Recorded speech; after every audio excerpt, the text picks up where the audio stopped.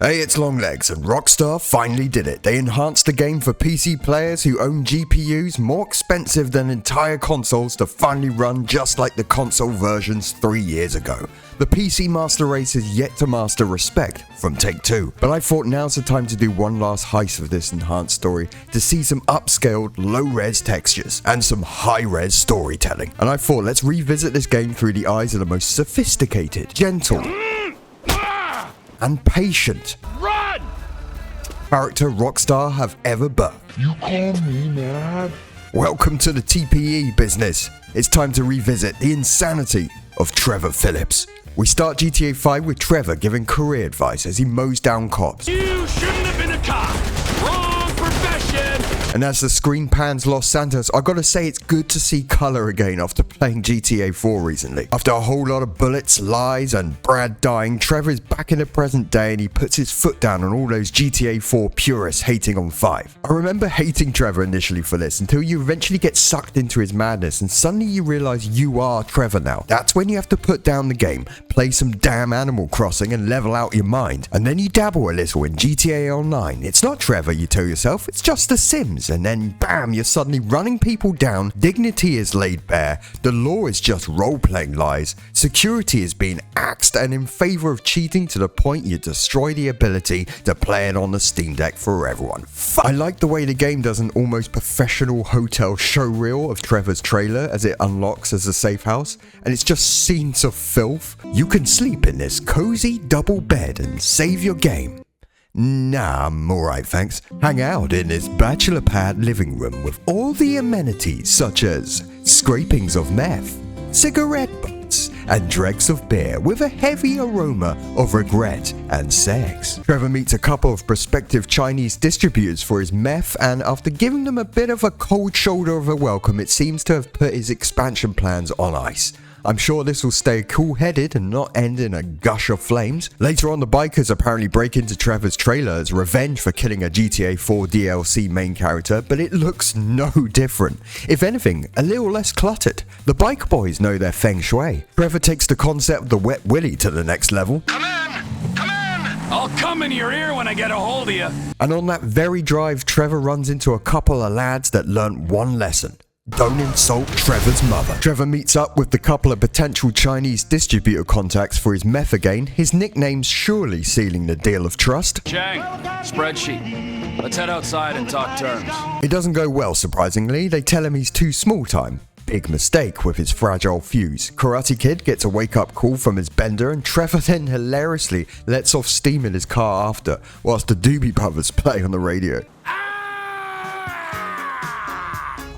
Trevor visits the competition the Chinese went with to try and negotiate in the same way as Micah Bell likes to. I feel these two would get along. In fact, imagine being in a gang with Trevor and Micah. It would be literal hell on wheels. Meffed up Casey Neistat, aka Wade, tells Trevor about Michael DeSantis' whereabouts. Looking forward to this reunion, should be real civilized. Put on your seatbelts, Trevor's entering the city of Los Santos. It's going to be like putting a hungry lion on a subway. So far, the only thing I've seen enhanced in this game is this thunderstorm. Whilst driving to Michael, we hear on the news that Spartan spoof TV show we loved in GTA 4 is now going to include gay storylines for wider appeal. Not really sure how much gay it can get, boys. I tuck it between my legs, I look like a little girl, only hairy. One thing I find hilarious about Trevor in Los Santos is just how he lets himself into people's lives or just their apartments. You'll see multiple examples of this, but the best one is Wade's cousin Floyd's apartment. Trevor gently eases himself into Floyd's apartment and feels the need to introduce the cousins to each other again. It's this forward-moving insanity that just seems to bend everyone to his will. This apartment? Yeah, it's now Trevor's. The game pretty much acknowledging this to the player in the UI. Here's your new driveway, Trev. On the way to Michael, Trevor bumps into Mr. and Mrs. Thornhill. They think Trevor is a famous stuntman and then ask Trevor to strangle him. Choice move considering the look of Trevor. I mean, just look at his neck. This seemingly sweet old couple are sifting through celebs' bins for used underwear for merch. Welcome to Los Santos. You can see here a rare moment where Trevor is the most sane one in the conversation, and you can see on his face this does not sit well with him at first. But later on, you see they become a welcome break for Trevor to briefly feel normal. After the perverted introduction to Grandma and Grandpa, we cut to the DeSanta household having a typical family dispute and cue Trevor's entrance. entrance like it's a damn sitcom. Yoga! Somebody say yoga? Trevor? This actually reminds me of Dutch's last entrance in Red Dead Redemption 2, coming out like it's a damn game show. It's dark! Hello, son.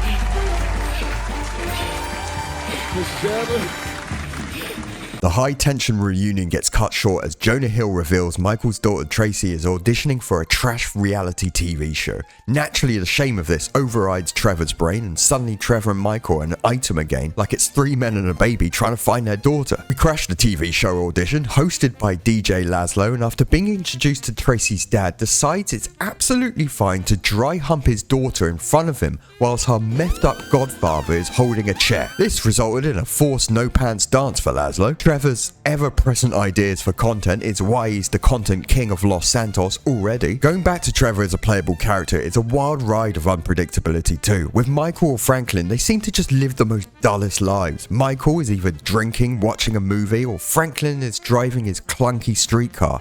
But with Trevor, it's like playing a damn slot machine of life. You could end up anywhere, as we find out in this video. Here though, he happens to be riding with a friend he's made. Scooter brother! He's probably running from Trevor, let's be honest. Loving the mod style polo shirt paired with the moped. Very stylish, Trevor. I didn't dress him, by the way. He did this all on his own. Trevor, Franklin and Michael have been roped into a job by the FIB. Trevor once again sporting a very stylish graphic tee. Michael not so stylish, as Trevor hilariously calls him. The government gimp at last. Bite me. Trevor decides to give Michael some good health advice, telling him to quit those pesky cigarettes. It's all about the speed, man, on the straight and narrow. Narrow arteries at least, Trevor. We then steal a man from a building, literally, and are then put into Trevor's torture simulator, a cozy sim game where we turn our thumbsticks in directions of pure pain for this poor son of an NPC. The vibration on the controller is not helping my conscience as I do this, but Trevor presses on, a little nipple play, a little freshening up of the face. Then in Trevor's warped madness, decides to give the torture victim a lift to the airport. Customer service right there. The prime example of a complete unbalanced madness that drives Trevor's reality. Like on the way, Trevor gives a lecture about how torture really isn't for the torturee, but it's for the good times of the torturer, of course. Trevor feels the victims aren't really giving the pastime the credit it deserves as a national sport. Trevor then decides he needs to make friends. Franklin is in the sights, he pays him a visit to hang out, but it's hard for Trevor to make friends, immediately handing his aunt $7 whole to get something nice, and then tells her to get lost in her own home. This is the second time Trevor has waltzed into someone's home and pretty much claimed it on the spot. Here he did it with just $7. We go to collect some coke with Franklin and Lamar, and only for Trevor to not quite understand manners and sharing. The deal goes south, and after shooting our way out, we go for a jet ski ride with the boys. Of course, Trevor is the only one to still have a woman on the back. Baby, look, you're not even my type. After later drying off, Trevor meets Stephen Colbert trying to legalize weed. Wrong move. Trevor points out this messes with his business. Not before this clearly synthetic blend messes with Trevor's already messed up mind. So messed up, GTA briefly turns into a goddamn Saints Row. Trevor swings by Floyd's place, aka Trevor's new condo. This is where Floyd points out Trevor may have had his way with his wife's stuffed bear last night. But instead of shame and guilt, Trevor doubles down and drops his trousers. Absolute power move right there. Later on, Wade arrives covered in excrement for some reason, makes his phone conversation later way more hilarious. Mikey, hey, listen. Loving it here in LS. Really settling in. Getting my first enema tomorrow. After all that, Trevor later checks in on Subtenant Floyd. He's not an animal, not doing too well. No, it's all just a dream. It's all just a bad dream. Dressed in his girlfriend pajamas and in a fetal position, such is the effect of hosting Trevor Philips. Trevor's insanity, though, you have to admit, does command dominance. The way he just leverages getting a massage here by saying, You want me to get my dick out again? No. Does anyone want that? The boys get together again and set out for a heist. We go diving and Trevor starts humping the submarine internally. Lester is bare cheeks, so you know he's serious. Warns us we'll be on the watch list for this. But after all Trevor's antics so far, this is what puts him on a watch list. Grand theft diving. You can say what you want about Trevor, but he loves his job. Drugs. Those bastards love to sell drugs. Who doesn't? Trevor is still trying to make friends, bless him, despite the meth head threesome rejection earlier. He's trying here, he just looks so intense, you know? He doesn't help himself, of course, presenting Mexican wrestler Trevor. Oh look, Scooter Bro. Sometimes it's the weirdest things that stop Trevor in his murderous chaos tracks. Trevor meets up with the Thornhills again. I guess their perverted pensioner ways attract him, or Nigel Thornhill is definitely attracted to Trevor. I've got a protruding hip. It's not a semi. They reveal they've previously been done for stalking and can't get near a celebrity they have their deviant, wrinkly eyes on. Trevor becomes the chase driver. Trevor's English accent is on point during the chase. The car park! No worries, mate! We catch him up and Trevor packs him in the boot for the sweet Thornhills. Who knows what they'll do to him? Seeing as they're British, they'll probably start queuing behind him to mess up his teeth. It's always worth listening out for Trevor's dialogue, occasionally giving us micro insights into his lifestyle.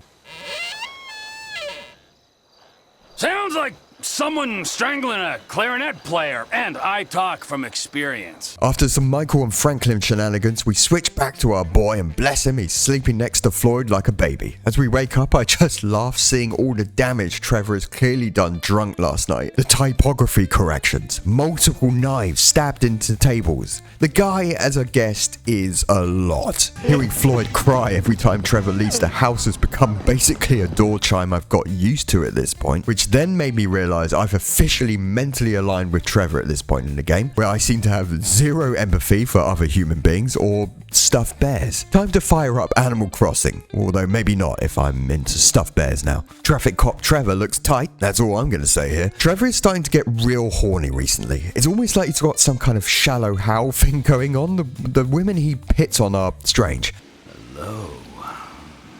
Got the world on a plate. I think if there's anyone who has the world on a plate, it's Trevor. Signified here with Trevor leaving a meeting in a stolen police helicopter. Absolutely no fucks given. Trevor later returns, however, to collect payment for a job from Martine. Safe to say employee relations were low, and Trevor kidnaps Martine's wife. Foreplay, clearly a strong point for Trevor. Trevor and Michael then have to lay low as Trevor seems to refuse to release his theft order bride. It's a strange love dynamic they already have. Can't guarantee no harm's gonna come to you. Might have to chop you up into little pieces before spraying your pulp mess down the drain, but I really hope it doesn't come to that. I appreciate your honesty. You're a good man. Sometimes people just click, you know? We don't have to understand their love, we're just trying to understand Trevor in this video. And we actually later get a glimpse of Trevor's desires. I want reward cards and merchandise. I want to make gun violence and drug dependency accessible to every man and beast from Hove Beach to Vespucci. I want country clubs and a depressed wife with blonde hair and a hot little secretary. Michael and Trevor on the way to a bank heist get talking. Michael starts analyzing Trevor and comes to the conclusion. I've been thinking about you, Trevor. Your lifestyle. Oh, have you? There's the tattoos, the hair, the weird music, the funny toys, the niche drugs. You are a hipster. It actually makes sense what Michael is saying. He's an off-grid, against-the-grain individual that works for himself and likes to indulge in recreational activities. We've seen the culturally relevant clothes he picks up on his own. The guy is a purist hipster. His hipster ways even spread to the kitchen with boutique recipes. Trevor, as a good host, makes Michael an eyelid soup. What's wrong with you? That's just a what? An eyelid. Safe to say it didn't go down well with the team or Trevor's stomach. Later on, Trevor is sampling more of his culinary creations. How about a gasoline beverage to sniff to start the day off right, huh? Gasolina? No. Michael and Trevor then have a debate about their lifestyle. A debate that's held in a very, very greasy rundown meth trailer that Michael's staying in, so you know, let's talk about lifestyles. Michael though brings up Trevor has no balance in his life. Trevor then does respond with a fair point that perhaps for the line of work they participate in, the word balance doesn't really have meaning. What is balance, huh? Huh? Did I fucking kill only on the weekends? So Monday, Wednesdays, and Fridays, I'm doing yoga and meditation. Tuesdays and Thursdays, hookers and sticking up joints, huh? One thing I respect about Trevor is he defends his lifestyle. As chaotic as it is, it's a life he wants to live, and to be honest, I think people around him are just so trapped within themselves, they simply can't understand it. And for someone like Michael, I think it's a mix of envy as well. To be fair though, the company Trevor keeps isn't helping him paint the ideal lifestyle to others. Oh, show me the way to sandy shores. I spent all my money on meth and on whores. Later on, Trevor decides to finally return Patricia back to her husband. The poor guy can't keep it in. He is distraught in love. I've never been so happy. It's so sad. incredible way with words. Suddenly I feel like we're in a straight to Netflix rom-com starring handsome lead Trevor Philips. Trevor lets himself into Floyd's apartment again like a Violet Kramer from Seinfeld. The lady of the house, Deborah, is back and pulls a gun on Trevor.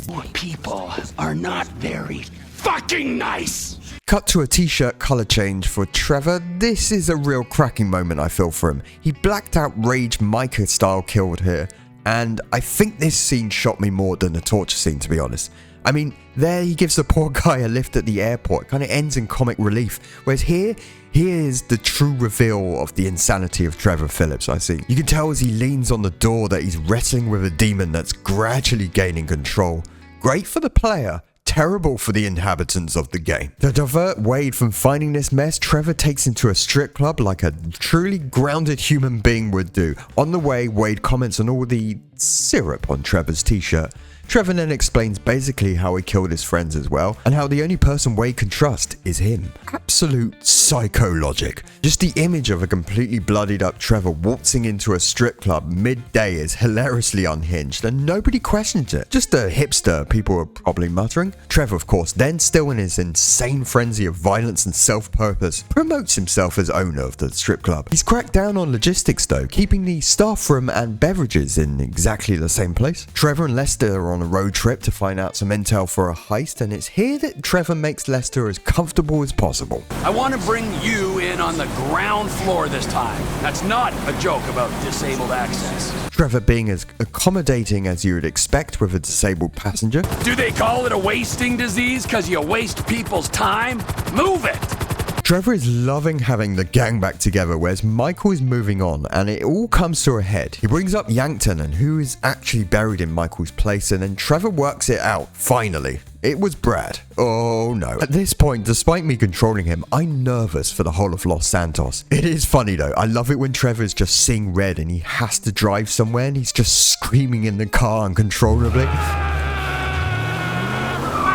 And after screaming in multiple cars and a plane, he reaches Yankton and he digs up Brad, who's actually pulling off a Fallout Ghoul surfer vibe I'm into. Michael catches up and their showdown gets interrupted by the Chinese, who seem to think for some reason Michael and Trevor are a romantic item, despite just seeing them like face-to-face, gun-to-gun. This then makes this shootout some really overly violently dramatic breakup to a gay relationship in some kind of romantic film. Now, pull the fucking trigger! Me and Trevor, we ain't friends no more.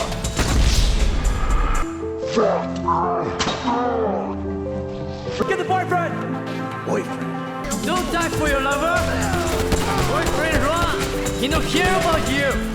He's getting away. You lived in your trailer together with the maid, and then you were alone in that big house.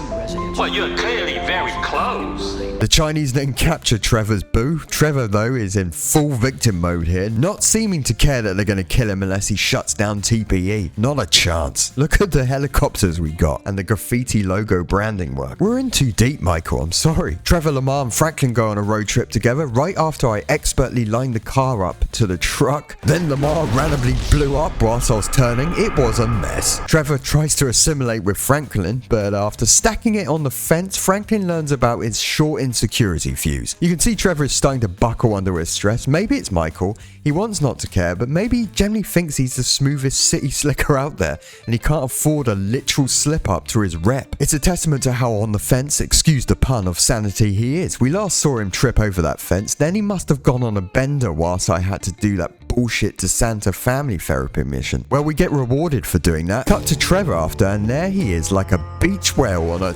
beach, surrounded by dead bodies. Classic Monday morning for Trevor. We take a relaxing sail to land, a much needed peaceful commute before resuming the chaos of Los Santos again. I think he's reaching the ceiling of his sanity. Upon reaching land, Trevor meets his soulmate. Oh, I love you! Hey, wanna know why I only focused on Trevor for this video? This. All the agencies appear at a crossroad as if it's a scene from Anchorman with all the news teams. Michael versus Helicopter ain't looking good, but our boy just couldn't keep away. He misses his brother from another heist mother, it seems. Trevor and Michael finally have a talk, and we're treated to the best Michael impression from Trevor. Listen, I've been meaning. I've been meaning to tell you, what, homie? What have you been meaning to tell me, huh? That you stabbed me in the back. Trevor has a guest later on his bonnet with a biker locking eyes with us. Almost romantic, I thought. We had a moment, but in reality I think we broke his back and he was just paralysed. Later dying of shock, I think, but the chunky lad wouldn't slide off the bonnet. So we reached the end of this over a decade-long enhanced journey. So Franklin is faced with having to kill either Michael or Trevor. I choose to let Trevor live out his life in this playthrough for being such a good sport, letting us tale his life like a documentary crew. Franklin tells Trevor and he's just done with traitors at this point. To be fair, that has been the main theme of social interaction in this game from the start, just a series of untrustworthy conversations. And after all that, the debauchery, violence, literal speed and momentum, Trevor ends up waking up in a farm, like the animal he is, despite now having a net worth of 300 million. If it's one of the weirdly many things I respect about Trevor, it's the fact that money does not change this man. Thanks for taking this wild ride with me, and let's see if GTA 6 matches this insanity. Something tells me Florida could have a run at matching Trevor's insanity. Now, if you excuse me, I'm gonna kick down Floyd's door at his apartment and have a well-deserved nap in my new condo. Stay classy, internet. I'm Longlegs.